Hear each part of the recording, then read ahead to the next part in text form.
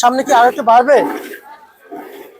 পর্যাপ্ত পরিমাণে যদি এলসি আমদানি করতে পারে তাহলে কমতে পারে, আর যদি না করতে পারে তাহলে বাড়বে। মুড়ি কাটা যদি সচরাচর চলে আসে, সচরাচর যদি মুড়ি কাটা চলে আসে, তাহলে কি বাজার নিয়ন্ত্রণ আসবে? বাজার নিয়ন্ত্রণে মুড়ি কাটা তো পর্যাপ্ত উঠে যায়, আর ইন্ডিয়ান পেঁয়াজ আমদানি কম হলে মনে করি যে আমি বাজার নিয়ন্ত্রণ আসবো, ইন্ডিয়ান আসবো, কৃষকের পেঁয়াজ উঠান কমাই দিব, সেহেতু কৃষক আরো কিছু তথ্য জানাবো। এদিকে আমাদের সেই পরিচিত মুখ, আমাদের পরিচিত ব্যবসায়ী। আসসালামু আলাইকুম। ওয়ালাইকুম আসসালাম। কেমন আছেন? আলহামদুলিল্লাহ। সবসময় আপনার কাছ থেকে ন্যায্য এবং সত্য খবরটা পেয়েছি, তাই আজকেও আপনার কাছে আশা করব আমরা ন্যায্য এবং সত্য খবর যা আমাদেরকে একটু জানাবেন। ঠিক আছে ভাই। কারণ বাজারের অবস্থান কেমন দেখতে পাচ্ছেন? দেখতেই পাচ্ছেন, আমরা তো ক্যামেরায় দেখতে পাচ্ছেন যে পেঁয়াজ নাই, কারো বড় পেঁয়াজ নাই, বাজার একদম খালি খালি।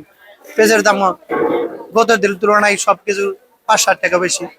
বেচা বিক্রিটা কেমন চলছে? বেচাটা পেঁয়াজই কম, যেহেতু পুরোনো পেঁয়াজ ছিল বিক্রি হয়ে গেছে আর কি।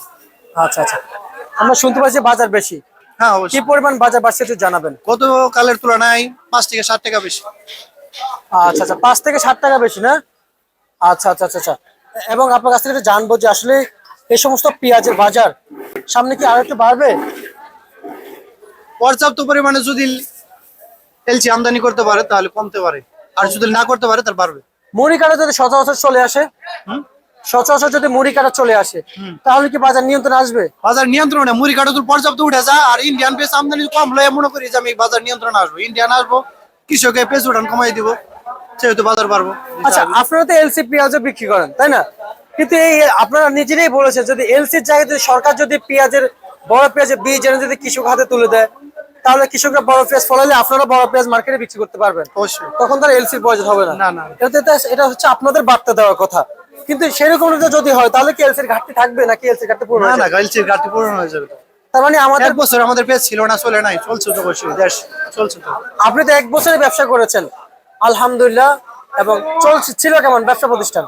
আলহামদুলিল্লাহ, তুলনামূলক তেমন ব্যবসা হয় না, তবে চলছে আর কি, এই বাংলাদেশের পেঁয়াজ দিয়ে মোটামুটি চলছে। আচ্ছা আচ্ছা, এলসি কত কত চলছে আজকে? আজকে 120। পুরাতন পেঁয়াজ? পুরাতন পেঁয়াজ দেশিটা পাই বস্তা কাটা 120, এমনি 125 টাকা। আর মুড়ি কাটা? মুড়ি কাটা 90 থেকে 95 টাকা। 90 থেকে 95 টাকা।